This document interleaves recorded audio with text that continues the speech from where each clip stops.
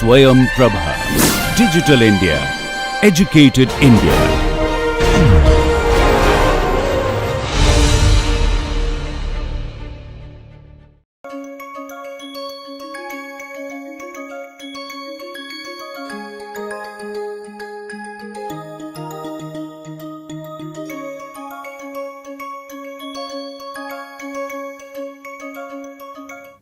Hello everyone, welcome to NPTEL course on remote sensing and GIS for rural development. This is week 7, lecture 3. In this week, we have been looking at Google Earth Pro for accessing data and information quickly,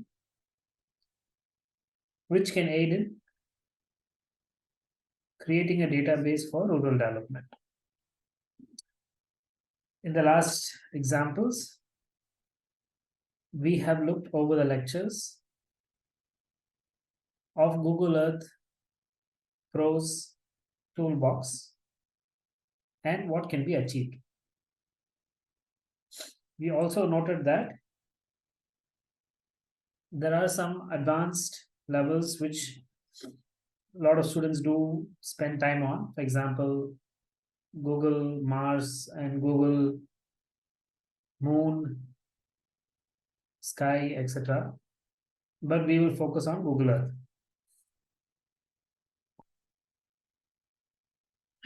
A lot of data is present, and we looked at some methods to limit the bandwidth and memory of running Google Earth Pro. In today's class, we will look at how one can extract information from Google Earth Pro using ground control points. So in this week 6 and 7, we have been looking at tertiary or proxy data that can support our analysis for rural development. In one such case, we looked at a scanned topo sheet, a scanned map from Survey of India. We noticed that there is a lot of information hidden in the paper maps, but unless it is put on a GIS platform, we cannot quickly take the data out.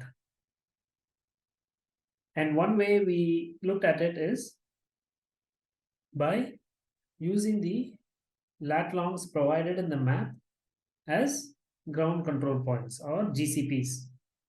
So in the georeferencer tool, there is a lot of ground control points we need to give, at least 6 for the nearest neighbor method that we used, or polynomial 2 method. Let's say we need 6 points, but you get an image from aerial photography or a paper map that does not have this information. Then what do? Let's look at some examples. So this is a beautiful aerial imagery taken from Maxar Technologies. I'm making a case here saying that this map is on the Elahanka Lake, but there is no other information on it. For example, there's no lat longs, date, time of flight, or the other accessories that you can take for using as ground control points. This is similar to a lot of paper maps. You can have a paper map like this, where only part of the map is available. You don't have the boundaries where you have the GCPs that can be extracted, nor the grids are there, but there is no data on the grids. Let me zoom in and show you. So you can see that there is no numbers or any data information that can be taken out. But there is this Elahanka Lake and other data that can be identified, names, etc. So the idea here is to use Google Earth in parallel to look at similar imagery and then extract the data out. Let's take a case study of this image. This would have been taken in a particular date, right? So let us open our Google Earth Pro.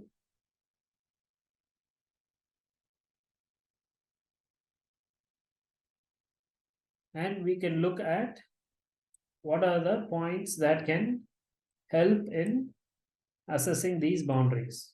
Okay.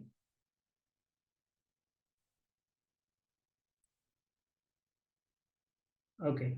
So let me open and share the Google Earth Pro. Yes. So now what you could see here is an image which was very similar to our image, right? To the image that we had on the PowerPoint. What we can access is, for example, you can look at some control points like these small circles. I hope you remember that these two circles were present in the imagery also, right? So I'm going to share just in between these two screens so that we can toggle back and forth and see the image. So here we did see this part, right? So you do have these two circles, and this circle is there. So kind of these are like aeration chambers or valves to keep aeration in the lake, or some drainage lake, so that if the lake goes over a particular volume, it will be drained. So some structure. Let's keep it as some structure, and it's circular, and there is a center in the circle, right? So that point is enough for taking one control point. So this is how one can go ahead and collect ground control points. Let's take 2 points just for example. Okay, so as I said, this is the circle, and you can take a point on the center of the circle and you collect the lat long. So this lat long is where you can enter in the GCP lat long, correct? The ground control points in the georeference tool, you can use this and put control points. Similarly, let's take another point. You can take another point here because that is also in the image. You could take this ground. You could see there was a ground that was taken, or yeah, airport, right? So this is a flight deck, so a pathway, runway for the flight. You can take these two, one of these two chambers, the center of the chamber, because airports don't change much, right? So all these, the planes, you can see here the planes, all these are parked. Looks like a Air Force base, because there's no commercial, means it'll be too much longer, or a bit bigger than this one, right? So you have these two hangars also. You can take those locations. For example, you can see either you can put your pointer here and read it at the bottom of the screen. You can see at the bottom of the screen there is the lat longs. If I put the marker here, or just put the marker on top, and then same way you have to put the marker on the image. Okay, when you do the GCP points, you remember in the GCP points you can zoom in and put the points.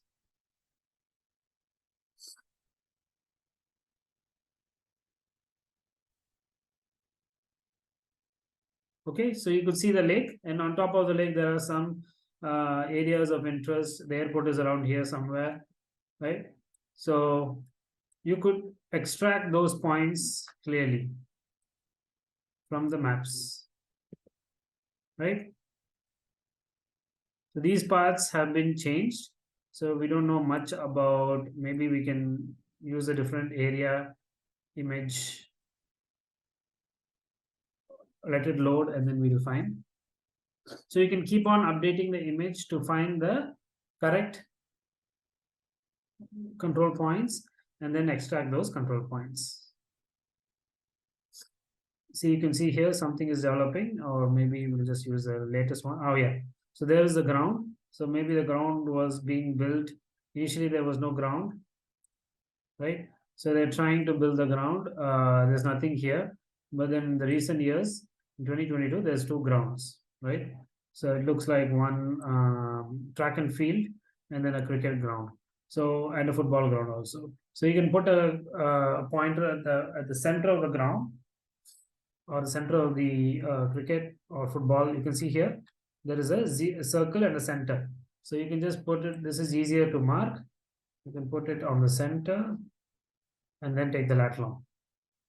So by doing this, you can extract control points into your GCP in the georeferencer, and then you can reference the image which we have in the Google document. So this is it. Using Google Earth Pro, we have showed that we can extract information. First thing, the first step is to focus on the image you have. Find points where exactly you can put a point. As I said, let's see. I'm going to put some points here. Okay, so we said that this is 1 point. This is 1 point, and then we saw a cricket ground, a football ground. In the center of the football ground, we put a point. You'll have to zoom in. So when you do the georeferencer, you will zoom in and then take the values. Then you go back and forth in Google Earth, and then you collect the GCP point lat longs, put it here, and then you extract it. The same thing here.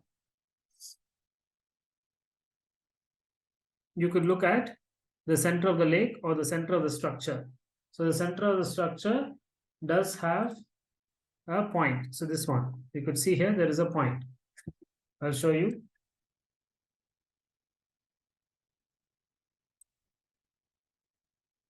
Okay, in the Google Earth, if you go back to Google Earth,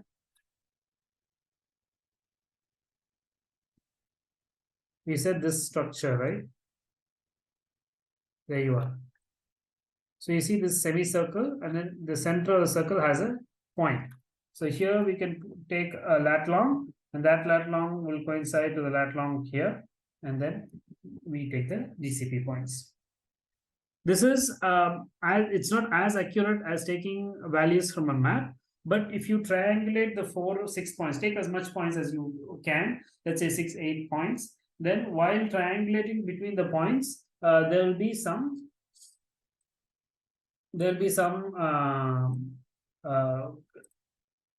assessments, and the accuracy would be improved because of the model, because it's interpolating between the data. Okay, so let's move on now. We will go to the QGIS part. So this is by shifting back and forth between the two softwares. One is Google Earth Pro and then QGIS. However, there are multiple ways of bringing a map background into QGIS. We will look at some. But before that, I would like to introduce the concept of plugins. So plugins are a toolbox, a set of toolboxes that have already been created by users, volunteers, and you can run it efficiently or effectively with simple inputs. Say, for example, you need to add A plus B plus C is equals to D. Instead of putting A, B, C separately and merging them into one raster, you can open this tool and just quickly add it. So it's basically a GUI, a graphical user interface, with all the tools in the background. So let me introduce the concept of plugins, from where we will jump into a couple of plugins which are very important for bringing the background image.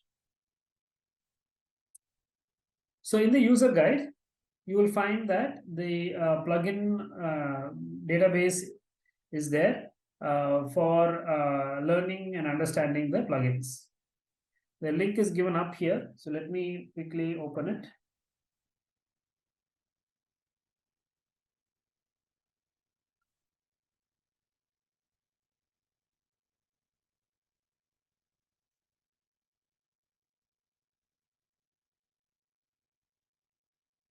And I'm sharing my screen now.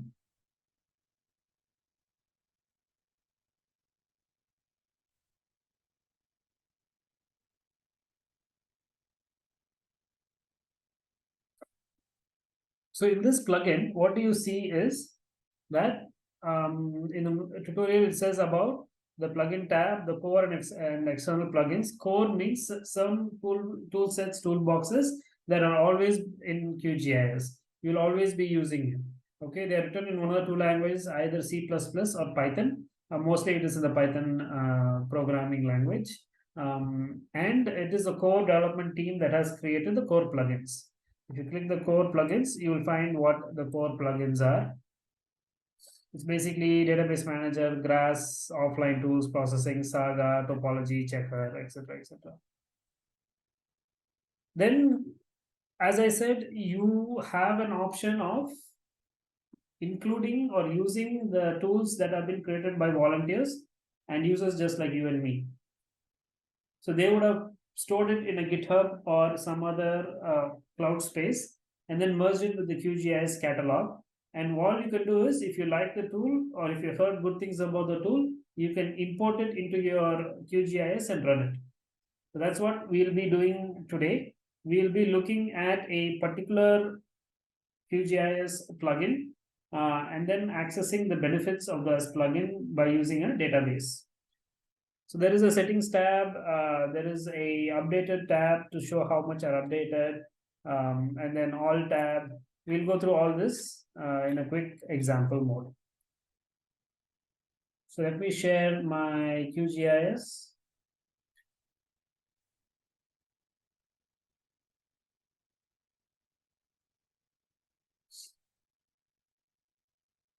While my QGIS is opening, I'd also like to mention to you that some of these plugins work, okay, and some they don't work because they are created for a particular purpose for a particular region, and it requires you to have login to some systems, for example, an account. So you will have to read more about it. And sometimes they have bugs. So that bugs means as not viruses, but it doesn't work after some time or it runs in a loop. And that is why they are not part of the core plugs, core tools. These are good tools, but they are not core. So I would recommend you to read about them, look at them in the literature if they have been used widely. And if so, you can use it for understanding the usefulness of these tools. So let me open the QGIS or share my QGIS page. Okay. And we will open a new template and go to plugin. Okay. So first, if I click plugin, I already have some plugins, for example, Google Earth Engine plugin and Jaltol plugin. So first, I want to teach you about the Python console. So this is where you can run a code from Python about a tool and execute it. You can do an editor, click on the editing tool, and then you can edit the tool, copy the code, paste it, run it, and then it comes to here, and then you run it. Okay. So for now, we are not going to use the Python. It's kind of advanced. So we'll be using the manage and install plugins. Once you click it, you'll find this opening out. It's called fetching repositories or database of tools. As I said, there is one cloud space where all the tools are being linked to. And each time you open QGIS and open this manage toolbox, it will run and bring it. Only when you're opening it new. For example, if I close it and then run it again, it won't take that much time. Okay, it pops up. It doesn't wait for the repository because you just updated it. But when you close the QGIS and then reopen it again, then it will check for new updates and then link it. So what it first goes is into the installed box. So how many plugins have I already installed? Looks like I have a couple of toolboxes installed or plugins installed. These are kind of apps in terms of your mobile phone and apps Play Store. So this is your Play Store for downloading new apps. And as apps sometimes work, sometimes need updates, the same thing goes for plugins. They are not the core. So every phone has core apps. Let's say my camera is a core app. My messaging, my phone call is a core app. You will not throw it out and you cannot delete it. So like that, you cannot delete some of these apps. For example, I don't want to, or I cannot to delete this toolbox or this add new toolbox. You cannot delete it. You can remove it from the toolbar so that you can have more space, but you cannot delete it. It's all toolbars are all with inside the toolbars. These are core tools. So it will always be there.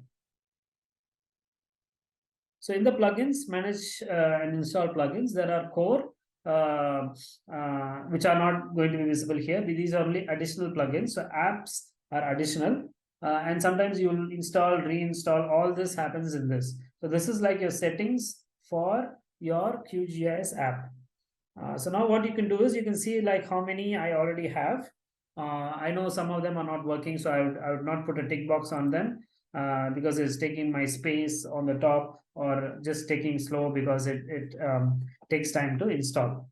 Okay, not installed is what are the remaining plugins that are not installed.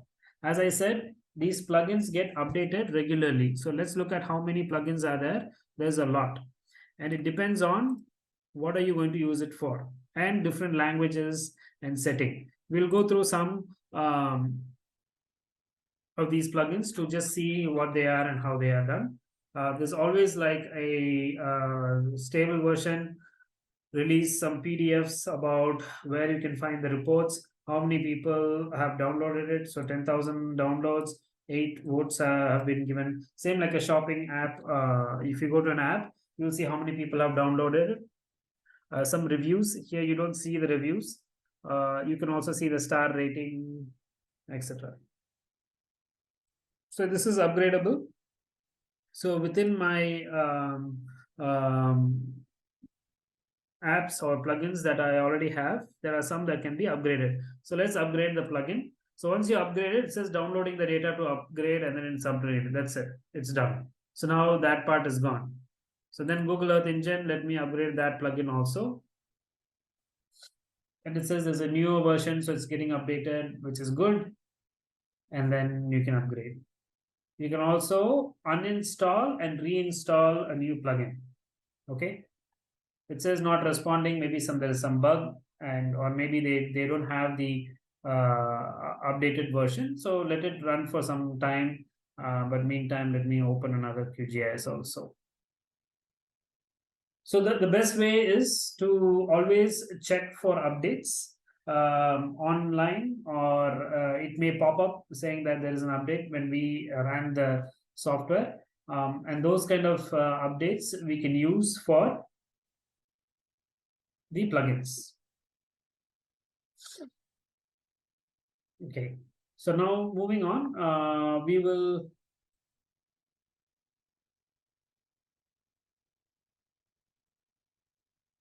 okay. So let me reshare the screen again.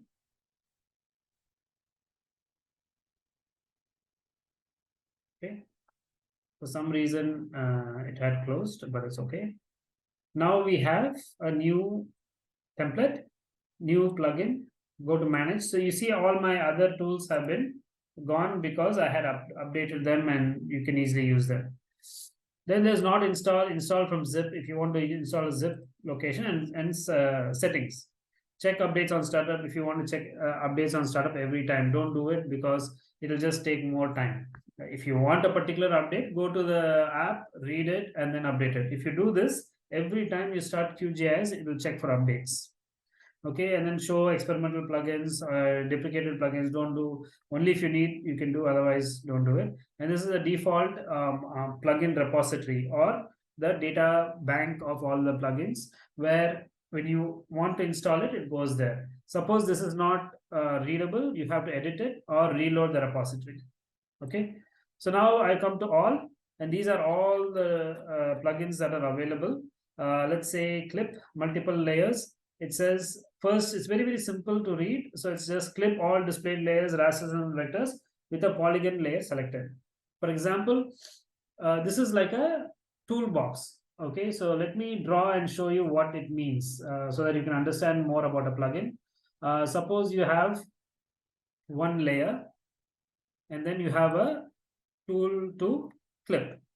So the output would be the same with one layer. So this is one layer. You clip it into this, right? You clip it using the clip tool, and then this shapefile, you get this inside as one. Okay. But now if you have multiple layers, let's say 1 to n. So what happens is when you clip this using this clip multiple layers, you will get 1 to n multiple layers within a single button. So you don't have to do it again and again and again. Just select all the layers, select one clip mask, clip tool you select and click, it will automatically clip everything. You don't have to, let's say you have land boundary, water boundary, soil type, agricultural type, everything has different layers, 5 layers. All these 5 layers will be totally clipped into one parcel by just this toolbox. So it's a very useful toolbox. They have given an icon also here, which kind of relates to what the tool is about.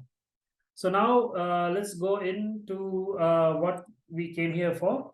I'll show you that screen so that we can see in the presentation what we are going to look at.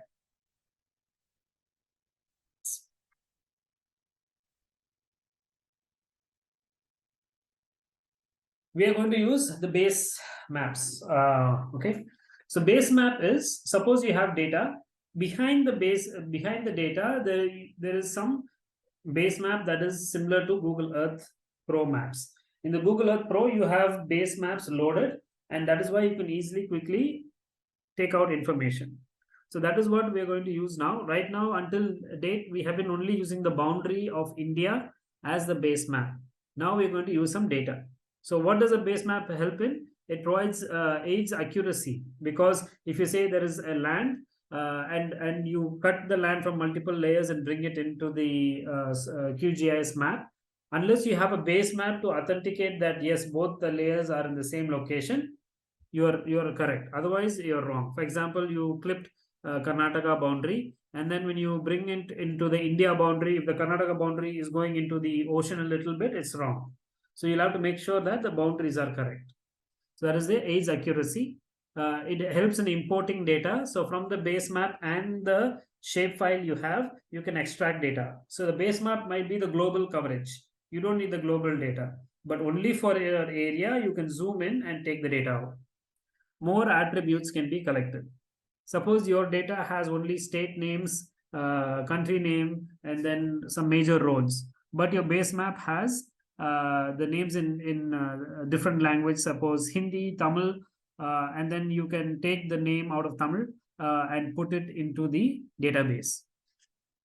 Then you can also see, can be used for data mining. This is where some tricky things that are very sensitive may not be put on the big open source maps, but in the paper maps and base maps, they might be available. Location of schools, Anganwadis, these maps on the paper map can be used as a base map. Then from your data, you can add into the database. Of these tools, one widely used tool is called the Quick Map Service. Let me open the QGIS and let us install it live. What we will do is, we will install the QGIS plugin, show you how to install it, and then run it. Now you could see it. So go to plugin, manage and install plugins. Here in the search box, you can type Quick Map Services. Okay. Let's read through it. It's easy to add base map and geo services, easy to use list of services and search for finding database, data sets, base maps, and then you can contribute new services also here, which means you can also give some links to new data. For example, ISRO data is there. Maybe it is not linked to this database, and you can link it just by writing some codes. You can also give a feedback to this contact list. So 918 votes, really high votes, more than 4 million downloads, which is pretty big, and a lot of updates have been done. Okay, so very recently they have done an updater also, just 2 weeks before. So let's install the plugin. It's very simple to install. When you click install, it installs. There's no payment, there's no membership. So it's all free, open source. That is the beauty of using QGIS. It gets installed. So now if you see, all these have been installed. Okay, and it says the install plugin goes off. Now it says reinstall or uninstall. Uninstall is if you want to uninstall the plugin. Reinstall is sometimes when it installs, maybe some errors script and your memory did not work properly. and so it didn't open properly. So you can actually reinstall it if you need. But let's go to install services, and only one tool is there, so we can close. Let's see if it has come up. Plugin, and then in the manage again you open. Yes, it's installed. Very good. And the symbol is there. So the symbol is very different. So this is the symbol for quick map service. Some plugins you will see them open out here, but some others will occupy the toolbar. So you should know where and how the toolbar looks like. For example, if you go to manage tool, and then if you see this logo, if you see this icon, that is what the icon is going to be. So now you can see this icon right here. I'm putting it side by side, so you can see that it has populated. Okay, so let's uninstall the plugin. Yes, and you'll see that these will vanish. So now it's gone. Now I'm going to install the plugin, and then it has come up. Okay, so I'm going to close it. Okay, so now to start up, let's fire up a database, a vector file. Let's say I would like to see the India file, shapefile. So I'm going to say India shapefile, open, add, and now it has been added. So to this, we are going to add the base file. Okay, Basemaps. So these are quick map services, meta search, and search QMS. I'm going to do the quick map service, and then it asks me what base map you want. So if you remember, while installing, it said that you can also install and give maps into this service. So if we are in advanced level and we know that the map is accurate, we can also install it into this package. For now, we're not going to install. We are a user. We are not a contributor. We'll be a user. So let's say the NASA, you have earthquake hazard distribution peak ground acceleration map or earthquake hazard distribution. These are the two data sets, base maps that are available from NASA. But OSM has OSM standard map. So let me click the OSM standard map. You will see that it has been populated in the layers list and in the behind also. So I'm going to make India a little bit just the outline. So go to properties, simple fill. I want the fill color to be maybe red, and I say okay. And the stroke or thickness could be 1. Okay, I don't want fill, just simple outline, black, red. Okay, 1 millimeter thickness, apply. Okay, so now you could see the boundary, and behind that, you could see the values. Okay, the base map, which has been generated from OSM OpenStreetMaps. So you can see that a lot of roads, streets are coming up basically from the OpenStreetMap database. This was not available for us. So now we can draw and extract out like we did in the layer analysis. Like for example, here we used and say shapefile, and then we traced along this and said this is a road. Now we can trace along this and say this is a river, etc. Okay, so this is one base map that we can use also to see if our boundaries are correct. Okay, so you can see that here there's an OSM standard map. Now you can click the second part, which is the search. If you click the search, then you can see that some data sets are coming up, and you could see that you can see valid, and then everything can come up, or just the valid ones. Filter by extent. It's going to filter like within this database how many data sets are coming. Okay, so you have someone populating from imagico.de and then some maps which are about Adams Bridge. So Adams Bridge is here. This is called Adams Bridge by some people. So let's say I'm adding it. If you add it again, it comes up here. Okay, I'm going to take these other layers out. And as I said, the Adams Bridge is between Sri Lanka and Tamil Nadu. So let's go to Tamil Nadu and then see how it looks like. Just zoom to layer.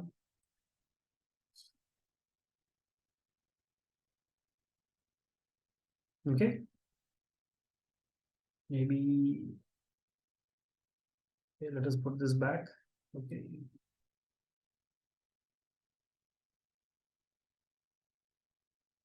Okay, so I'm going to take the OSM off and then just keep the Imagikodi Adams Bridge. So now you could see that the Dhanushkodi and Sri Lanka part is connected by the Adams Bridge, or Ram Setu Palam bridge, and then that has been done. So this is a database base map that can be added. You don't have to download it. All you did is just the plugin, and then it came up, right? So you can say Google with correct spellings, and then all the Google plugins will come up. It's searching, let it search for some time. See all. So initially you had only 2 3, but now you could see how much more have come up. So you just have to search. There's many base map layers. So this is cloudless Sentinel-2 data. I'm going to add a Sentinel-2 data. You see, so without cloud cover. So it has picked a date where there is no cloud cover, and you can click on the details to find another screen has opened. So let me share that screen. Okay, so it's opening up and saying that what it means. So you can see here. So this is what the link has been opening up when I click the QGIS map. So I click the details, then it went to that. Okay, so that is one layer which is very good. It happens throughout the world. It does have data. So, but it's a large data set, so it is taking some time. See, and Sentinel is very high resolution, 10 meters in some locations. So you will see it. So this is the ES cloudless map. So when I click the details, it came to here, and you can see that what date the map was added, 2018.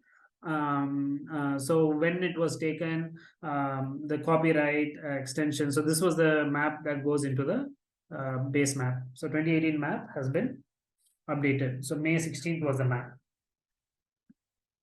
Okay. So let's go back to the map, and then let's say GLAD forest year loss 2000 to 2021. So within the Indian boundary, if I'm going to add this base map, you're going to see where the forest loss has been high. Red color means forest loss. Okay, so that is normally the terminology that is used, and you can see it from the details here. We use this one, right? 2000 2021. Let it open up while we are going back to this map. So now it has been generated. You can see a lot of forest loss here, and this also says date of forest loss, Earth Engine Partners 2013. The date has been done. Date added 2020, last updated 2022. So but the data is from 2000 to 2021. Okay, and then it says so basically this is the same map. This map, which has been the red color, showing that there is loss of forest cover. So green means it's gaining, red means it's losing. Okay, so here you can only see the loss because the term we are using is loss. Okay, so that is one. If we don't need it, we can remove it. All these, as I said, we can remove the layers and say okay. So all these are Google. One thing that we can use is Google traffic, right? You don't see that as a map. Let us use it. So these are the high traffic regions and low traffic regions getting populated along the map. It will take some time because all throughout India it may be looking at, right? And maybe it's not only populated along the major highways. So let's come down and see what else we can see that we can use. Google, all these are Google. There's some Spanish data set, etc. Let's see if there is some ISRO database. Yes, there is a Bhuvan ISRO database, so we can add it. So instead of going to Bhuvan, taking this shapefile, going to Bhuvan, we can quickly analyze it here. So see, there is a layer cannot be added to the map. There is some errors. Some plugin extension may not have been there, so we can take it off. So these are the maps that we have used. Let's use one more, night light. We don't have it. Grace is a groundwater satellite. We don't have it. So this is how you can search for some satellites and use it. Let's say NASA. Let's see what NASA has in terms of database for India. Plenty of NASA. So there's fires the past 7 days. So if you're looking at stubble burning and fires, you can look at that. Hotspots, fires, aqua hotspots, global multi-resolution, topography synthesis. A lot of these things are there. Let's say just add the aqua, and then let me take off the traffic, and then we have to say okay.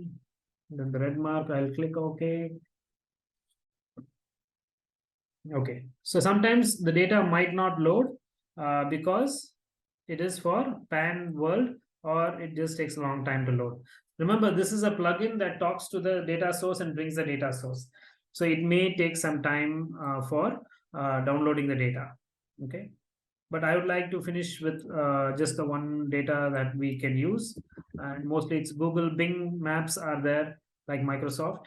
Google is there. So let's just use a Google Landsat Mosaic. Mosaic is a satellite that has been mosaic together to give the overall image. And there it is. Beautiful Landsat Mosaic is coming. So I'm going to remove the other layers just for memory. And you could see that beautifully the map is getting populated. Very high resolution imagery that you're looking at, what the color means, etc. You can click on the details and go to the map and look at it. So this is about adding plugins, and through plugins, a base map behind your map that helps you visualize your content. So my content is this India shapefile, but I want to visualize other data with it. So what I do is I can add base maps readily. Instead of going and downloading the data and putting it in, you can just click these buttons, add, and then it quickly adds. For this, you need to install the plugin, which I showed in today's lecture. So if you go into the village areas with a village boundary, you can definitely see how the water bodies have been changing, the green color reflecting the good crop growth and crop type.